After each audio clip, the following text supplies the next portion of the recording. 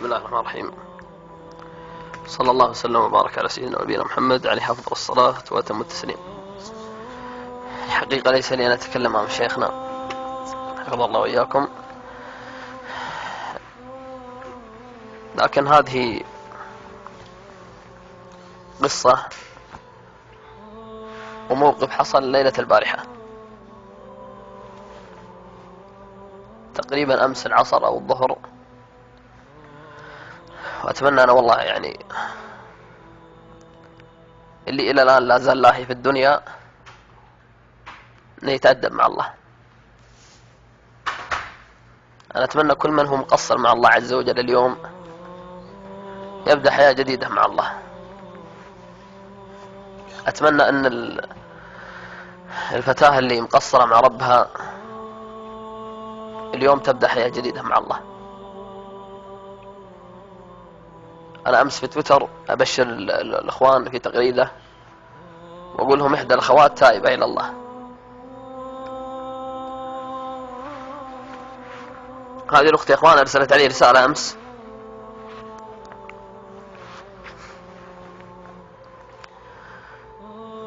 تقول: يا أبو سعود أنقذني،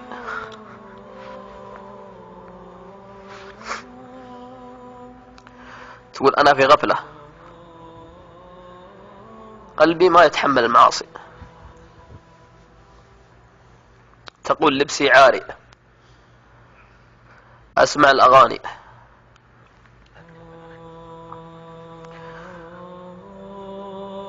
تقول كل معصية تخطر على بالكم سويتها.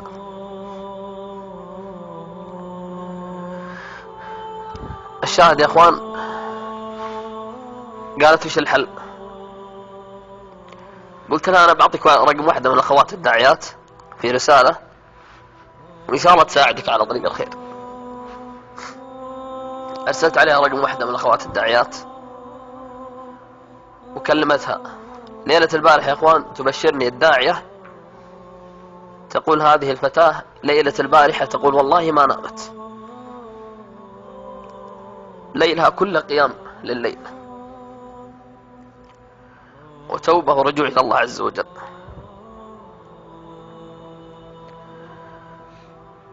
أرسلت علي هذه الفتاة تقول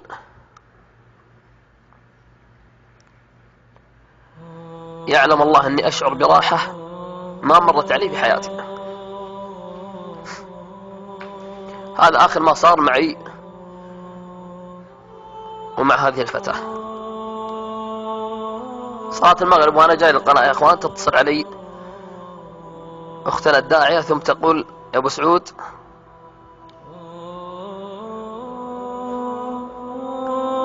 فلانة اللي البارح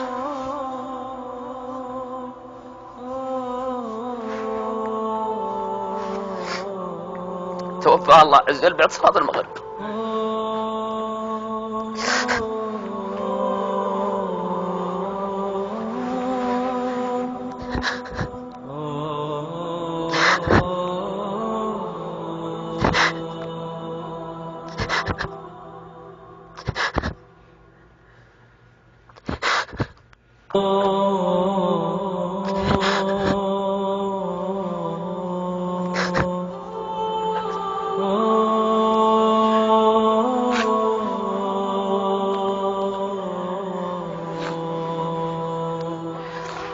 تقول البارح تكلمها تقول لها ما أعرف كيف أصلي، تقول علمتها كيف تصلي،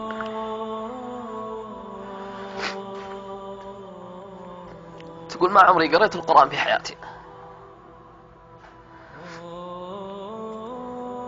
تقول أهلي غافلين عني وفروا لي كل أمور الحياة كل أمور الترف، تقول وفروها لي لكن ما عمرهم سألوا عني عن صلاتي ولا عبادتي ولا طاعتي. تقول الداعية يا أخوان أرسلت لها البارح رابط حملت فيه القرآن الكريم في جوالها.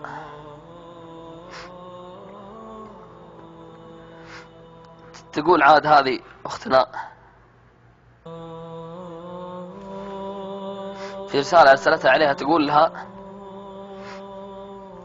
أحس أني مرتاحة في خاطري أشياء ودي أقولها ما عمر أحد سمعها مني. تقول سافرت بلاد وبلاد، في حياتي ما شفت منظر زي اللي شفته وأنا نايمة. تقول أختنا هذه، تقول للداعية، تقول شفت في المنام حديقة،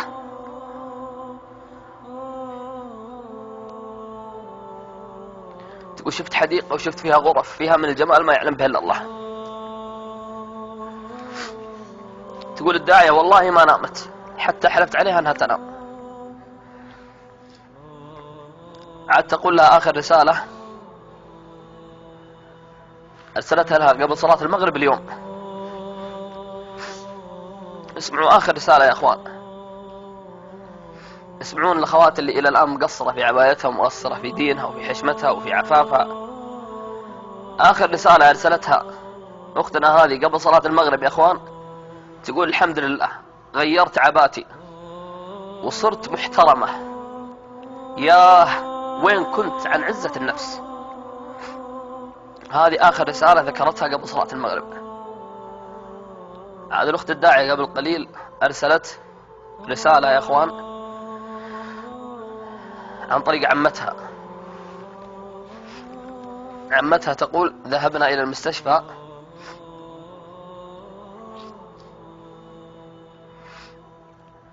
تقول إنها تقول ما في جوالها رقم إلا جوال الأخت الداعية،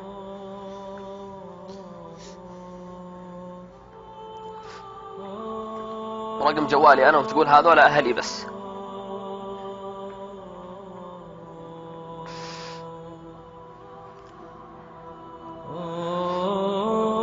تقول الداعية عمتها قبل قليل تقول لها دخلت غرفتها ولقيت ملابسها مقطعة، وتقول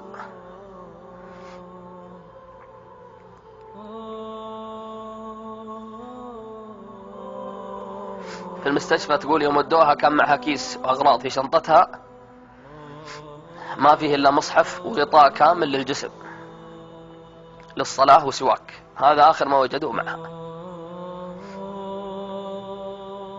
تقول البارح يا أخوان، تقول عمتها عبايتها ما هو اللي خرجت بها، تقول كانت متغطية بالكامل. عمتها يا أخوان لما ذهبت المستشفى يرونها، تقول والله ثم والله أن وجهها كفلقة القمر.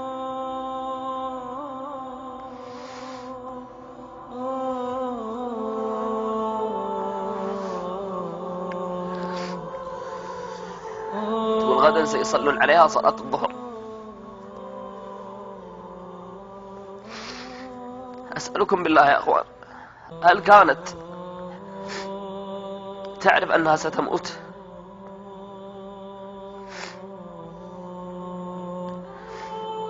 الله عز وجل أنقذ حياتها في ليلة واحدة، في ليلة واحدة غيرت حياتها وغيرت مجرى حياتها، وتابت ورجعت إلى الله عز وجل.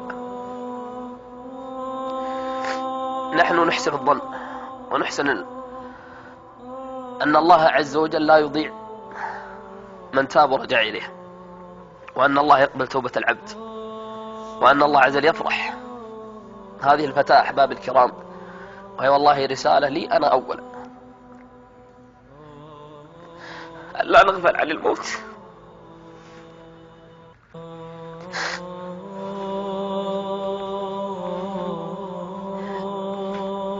نلهو ونذهب ونأتي والواحد منا كأنه لن يموت، كأننا سنخلد. نسمع الناس يتكلمون عن الموت ولا نتعظ، نسمع المشايخ يقولون الموت ولا نعتبر. اليوم في الرياض رسالة تأتيني، الجنائز في الرياض أكثر من 27 جنازة، وأنا أظل الرسالة والناظر للرسالة كأنها أي رسالة تأتينا.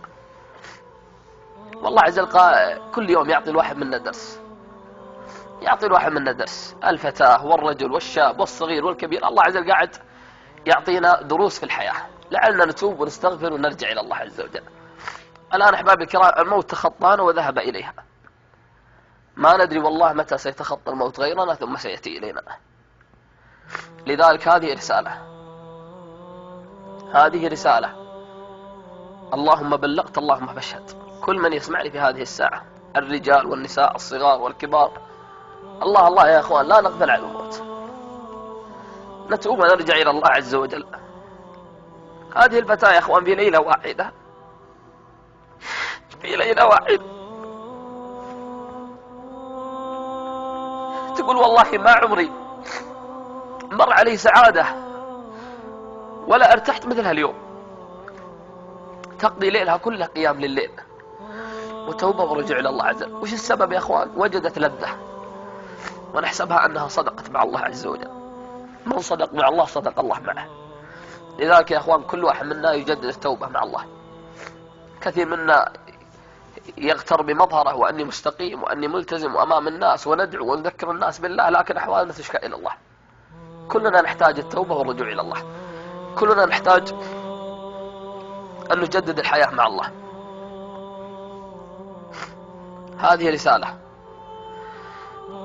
وكل من سمعها يا إما أن تكون حجة لك أو حجة عليك. البارح تصلي وتقوم بين يدي الله بعد أن فتح الله عز وجل على قلبها، وغدا أحباب الكرام سيصلى عليها صلاة الظهر.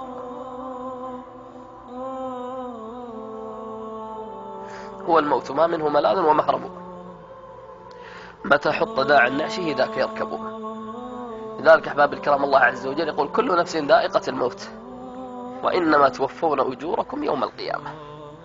فمن زحزح عن النار وأدخل الجنة. رأت في رؤيا البارح أنها ترى حديقة وترى غرف. أسأل الله أن تكون مسكنها، أسأل الله أن يكون دارها، وأسأل الله عز وجل أن تكون من أهل الجنة، وأن نكون وإياكم ممن يتوبون إلى الله عز وجل. أختم وأعتذر لشيخنا، أختم برسالة إلى الآباء والأمهات. الله الله في أبنائكم، الله الله في بناتكم. هذه تقول أهلي يعطوني الدنيا كلها، يعطوني بس فلوس، فقط فلوس. تقول والله ما يسألون عن عبايتي، ولا يسألون عن حشمتي، ولا يسألون عن عفافي، ولا يسألون عن غطاء اللي ألبسه، ولا يسألون عن أي شيء. فقط كل ما أريد مال يعطوني مال فقط. كل الدول تقول ذهبت إليها، ما في ولا دولة إلا ذهبت إليها. تقول ولكن والله ثم والله ما وجدت سعادة إلا ليلة البارحة يوم أن وقفت بين يدي الله. لذلك أسأل الله عز وجل أن يرزقنا وإياكم توبة صادقة قبل الممات. أختم بآية من آيات الله عز وجل، والله عز وجل يقول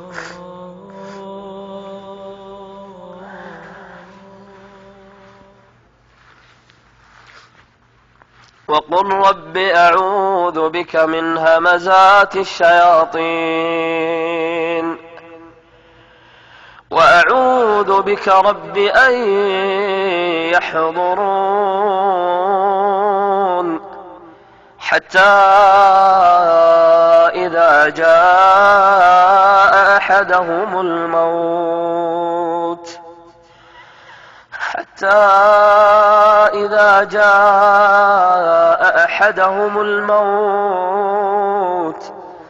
قال رب ارجعون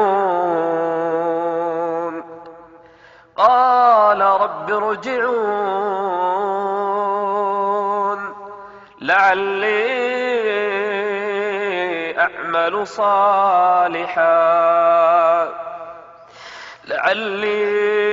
أعمل صالحا فيما تركت كلا إنها كلمة هو قائلها ومن ورائهم برزخ إلى يوم يبعثون.